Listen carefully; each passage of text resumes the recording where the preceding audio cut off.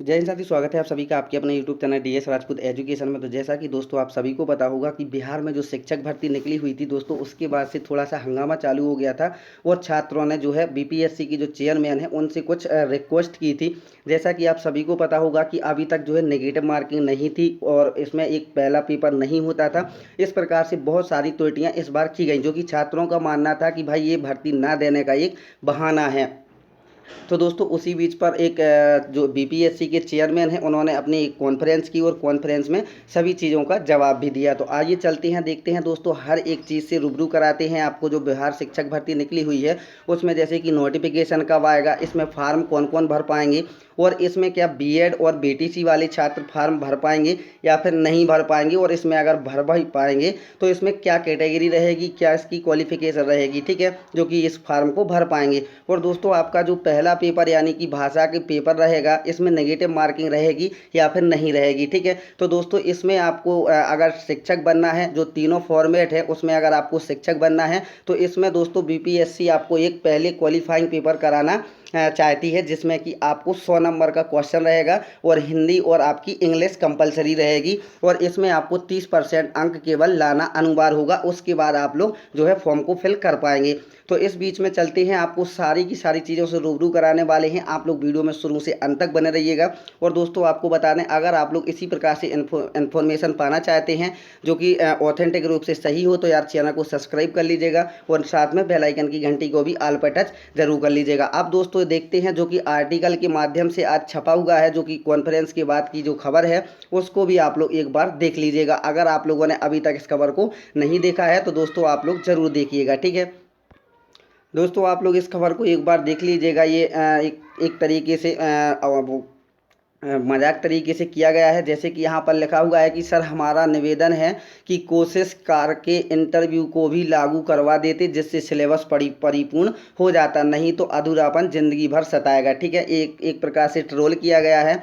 और दोस्तों इसमें क्या किया गया है, इसमें इसलिए कहा गया है क्योंकि इसमें नेगेटिव मार्किंग है, एक कंपलसरी इंग्लिश को कंपलसरी कर दिया गया है और बहुत सारे बदलाव कर दिए गए हैं। केवल इंटरव्यू को बाहर किया गया है, तो इंटरव्यू को एक ट्रोल के माध्यम से किया गया है। अब देखते हैं खबर को, ठीक है। तो इसमें क्या कुछ कहा गया है, जैसा कि आप लोग यहाँ पर देख सकते हैं, शिक्षक भर्ती नियोजित शिक्षकों और अभ्यर्थियों की एक जो है, इसको क्या हो गया भाई, अभ्यर्थियों की एक जो है साथ परीक्षा होगी। तो इसमें दोस्तों क्या कुछ होगा, और आपको बता दें 1,70,000 शिक्षकों की वैकेंसी जो है वो इसी सप्ताह जारी होगी और परीक्षा अगस्त के अंत तक आपकी करा ली जाएगी। अब यहाँ पर देख सकते हैं कि किस श्रेणी के कितने पद हैं। तो कक्षा 1 से 5 तक अगर आपको शिक्षक बनने के लिए फॉर्म को अप्लाई करना है तो इसमें आपको सबसे अधिक वैकेंसी रहेंगी, जो कि 79,943 आपकी भर्ती रहेंगी कक्षा 1 से लेकर के 5 तक के टीचरों के लिए। इसके बाद कक्षा 9 व 10 के लिए कितनी रहेंगी, 32,916 रहेंगी। इसके बाद कक्षा 11 व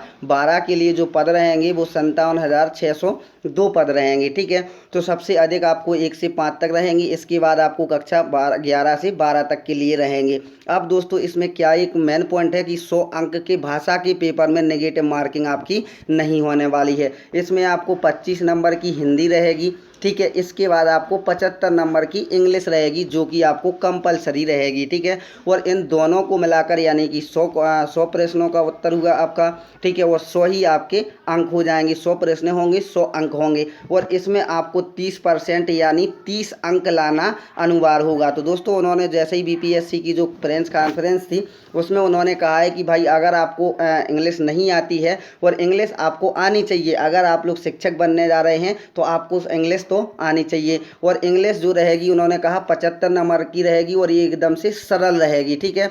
तो सरल रहेगी। और हिंदी जो रहेगी तो उन्होंने ये भी कहा है कि भाई जब आपको इंग्लिश सरल कर दी जाएगी तो आपको जो है हिंदी कठिन दे दी जाएगी और इसी में आपको 30% अंक यानी 30 प्रश्न लाने अनिवार्य हो जाएंगे, जिससे कि आप लोग फर्स्ट शिक्षक, सेकंड और आपका थर्ड शिक्षक के लिए आप लोग फॉर्म को अप्लाई कर पाएंगे। अब दोस्तों इसके बारे में एक चीज़ और दी गई है कि आपका जो रिजल्ट होगा वो नवंबर में नियोजित शिक्षकों को मिलेगी उम्र में छूट, यानी नवंबर तक आपका इसका जो है रिजल्ट आ जाएगा। उनसे कुछ सवाल भी पूछे गए हैं, उसको भी आप लोग देख लीजिएगा। यहाँ पर पूछा गया कि नेगेटिव मार्किंग का पैटर्न क्या होगा, तो उन्होंने कहा है कि एक प्रश्न में कितने ऑप्शन होंगे अभी तय करना बाकी है। उत्तर के लिए 5 ऑप्शन होंगे तो 4 गलत उत्तर पर 1 अंक कटेगा, यानी 0.25% नेगेटिव मार्किंग होगी। 4 ऑप्शन वाले सवाल होंगे तो 3 गलत उत्तर पर 1 अंक कटेगा, यानी कि 0.33% नेगेटिव मार्किंग होगी। ये उनके जवाब थे। एक क्वेश्चन और पूछा गया कि कई अभ्यर्थियों के एक ही अंक होंगे तो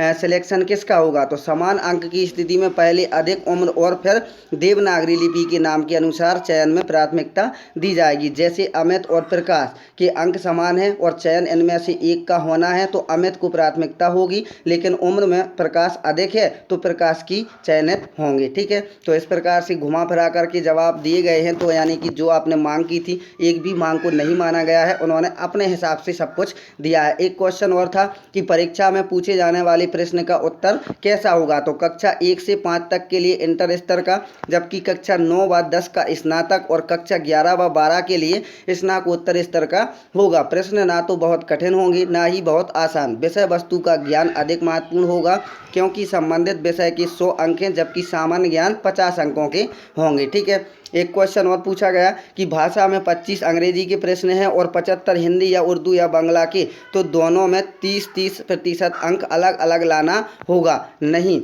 उन्होंने कहा है नहीं, 100 अंकों में ही 30 अंक लाना होगा। ठीक है, ये उनका जवाब था। और उन्होंने कहा अंग्रेजी के प्रश्न आसान होंगे लेकिन हिंदी के प्रश्न बहुत आसान भी नहीं होंगे, यानी घुमा फिरा करके सवाल का आंसर दिया गया।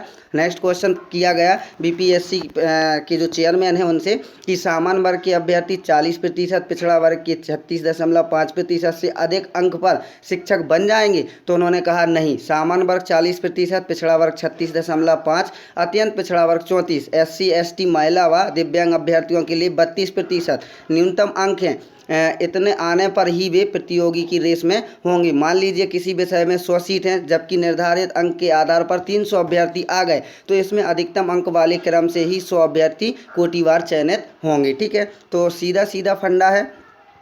मैंने टीईटी भी पास की है और एसटीईटी के दोनों पेपर भी पास किए हैं, तो क्या प्राथमिक, माध्यमिक और उच्च माध्यमिक तीनों के लिए आवेदन दे सकता हूं? तो उन्होंने कहा हाँ, माध्यमिक या उच्च माध्यमिक में जिस विषय में एसटीईटी उत्तीर्ण है उसी विषय के लिए आवेदन कर सकेंगे। कक्षा 11 व 12 के लिए गणित के साथ भौतिक में एसटीईटी उत्तीर्ण है, लेकिन इन दोनों में से एक विषय के लिए ही आवेदन कर सकेंगे। यदि कक्षा 9 व 10 के लिए एसटीईटी में भी उत्तीर्ण है तो दोनों के लिए अलग अलग विषयों में आवेदन कर सकते हैं, यानी एक में गणित और दूसरे में भौतिक। कोई अभ्यर्थी गणित में एसटीईटी के दोनों पेपर उत्तीर्ण है तो दोनों के लिए गणित में आवेदन कर सकते हैं। ठीक है, तो ये उनके सवाल के जवाब थे। आशा करते हैं दोस्तों आप लोग हर एक चीज़ से रूबरू हो गए होंगे। और यहाँ पर विरोध प्रदर्शन किया गया था, जिसके बाद से ये जो है सारी की सारी चीज़ें क्लियर तरीके से की गई, उनके द्वारा कॉन्फ्रेंस भी किया गया। ठीक है, तो ये आप लोग इसको देख करके समझ गए होंगे। आशा करते हैं आपको ये वीडियो पसंद आई होगी। अगर आपको वीडियो पसंद आई है तो यार वीडियो को लाइक, चैनल को सब्सक्राइब जरूर कर लीजिएगा। मिलते हैं दोस्तों नेक्स्ट वीडियो में, जब तक के लिए जय हिंद, जय भारत, वंदे मातरम दोस्तों।